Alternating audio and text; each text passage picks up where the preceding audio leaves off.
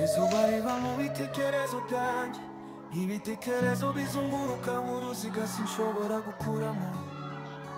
Ikawa ikonje ariko umutwe wanjye urashya, kwiruka mu nzozi no kwifuza gutuza. Ndagerageza guhumeka, gerageza kubireka, ariko ubwonko bwanjye ni uruzi rutemba rutuje.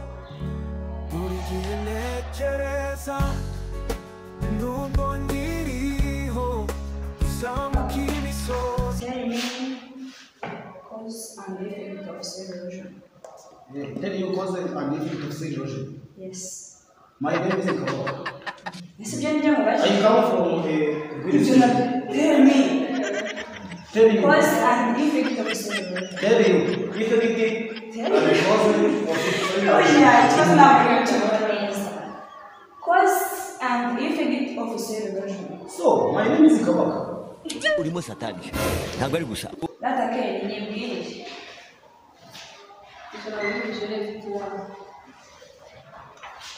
Cause za cell erosion ni mzee.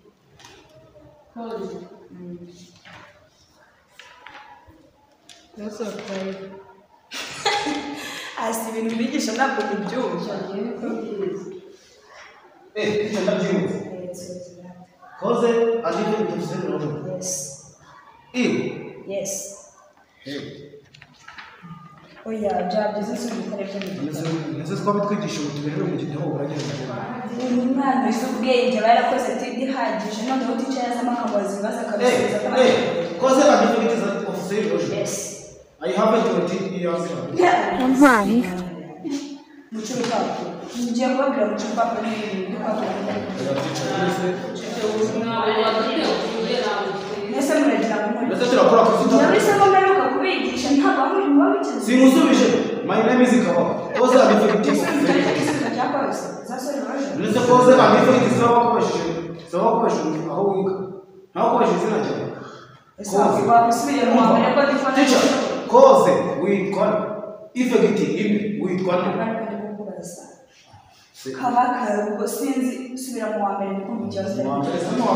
Nabana arasubira kusubiza igerekeranye n'isubije. Se watwigisha ko cause witwa nde effect my name is Kabaka ni kitari kumva. Ni kitari kumva. ntabwo ari gusa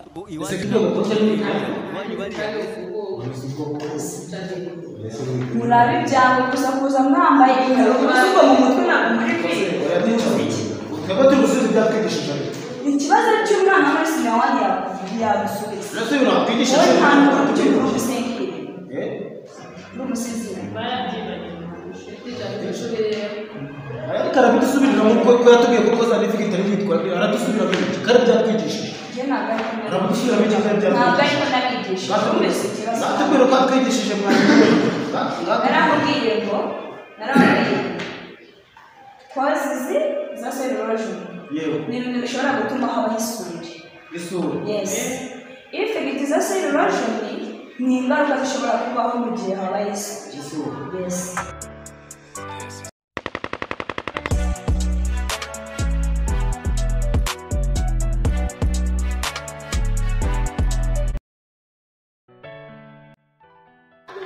Ndemo kumazi ndavuze no kuri icyo kibazo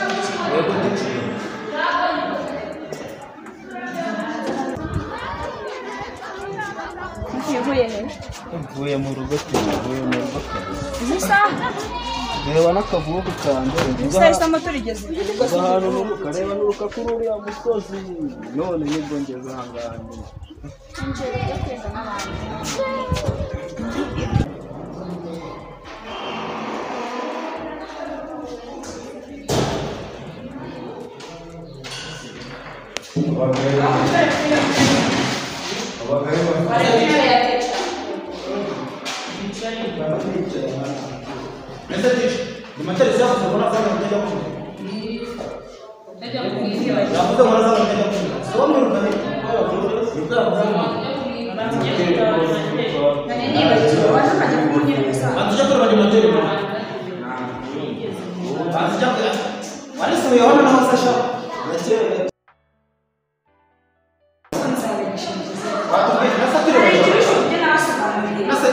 wibagiwe na kera wibagiwe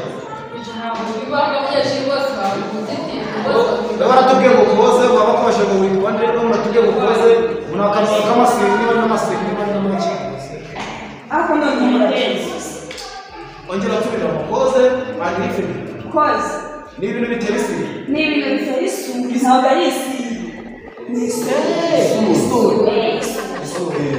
Muna kandika isuri umuntu umwana w'umuhanga yafataga akarama kanjye yaba nta karama ku hafi isuri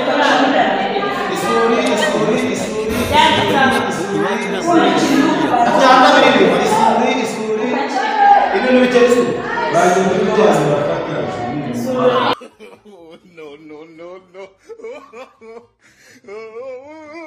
Subundi ko mfite mfite amadosiye nk'ay'abarimu ndandi materi buriya iki nicyo muri siniya 2 kandi uyu munsi niyemeje kujya muri siniya muri O level A level nka gusa bwande batera ariko nabivuze inzoga ubundi kariyo ya mbere y'amasomo nabijemo nubwo nanjye nabandi materi nayinywa feri nakava amahanga kabari babinyigishije no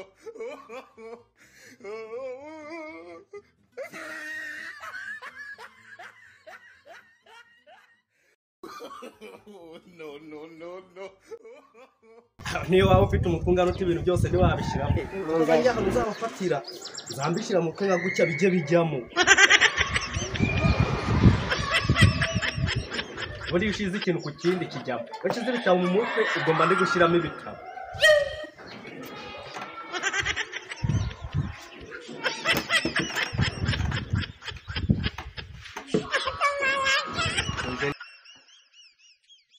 Materi muraho kumera mafi ndakomeye umaze igihe buriya rero naguha ababyeyi bari kuzaza ku kigo yakada none ngeze mu ishuri mwarimu aransohoye aragusohoye aransohoye ngo ningende akakantu se nabona naye ndi mu agasururu ariko kanze banze muhe usinye nsinyira none se umubyeyi ari hese umubyeyi nyine namusize inyuma yari ari kugenda gakeya naho urabona ariko nyine n'ababyeyi barimo nta n'ikintu bavugana nawe umva nyine mubwire kakana reka dufata nakuzaniye ubundi abanyeshuri ni mwe nawe se mwarimu uri kunsohora buriya noneho sibyo sura mu kigo sura mu ishuri nkawe sura mu urumva ko atameze nk'akandi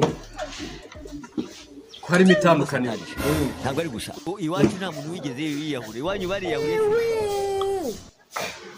aka karengetse ni sikoro inaji tuwisite na dondogo aka ngaka nakaguze ko hahandi mwajyaga mukunda kutugura hamwe wandangiye hepfo y'umuhanda se kwa hahandi ko wa mugabo ugira ibikweto bibi hahandi dusigaye twarimuye rero ise ni mu iseta mu ndabure rero hakiri urumva kakadakubiye ahubwo nta munyeshuri unywa inzoga nyine nanjye inzoga siza bato naye nakakuzaniye rwose muyobozi n'andi materi ni materi nyine noneho ya muntu yakunda uwite yose nahita nyamaraho ahubwo genda mu ishuri ako bwa bwenge buki bufite ndabizi ko abaguha gatatu gakurikira kimara cyane ukangubwire mwarimu ko nagusinyiye none murakoze cyane ibindi byose tuzabivugana ako utu tuntu uko uje ku ishuri tubiri murakoze urukanga urimo satani ntabwo ari gusa ndako ni umwimerere ndagasozera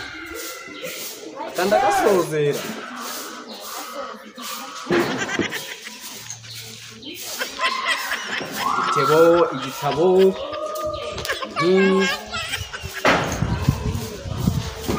ahangaha handitse ngo iterambere rirambye n'ubukungu bw'igihugu iterambere se sindi kwita wanywa inzoga nk'iyi uzanirwa n'abanyeshuri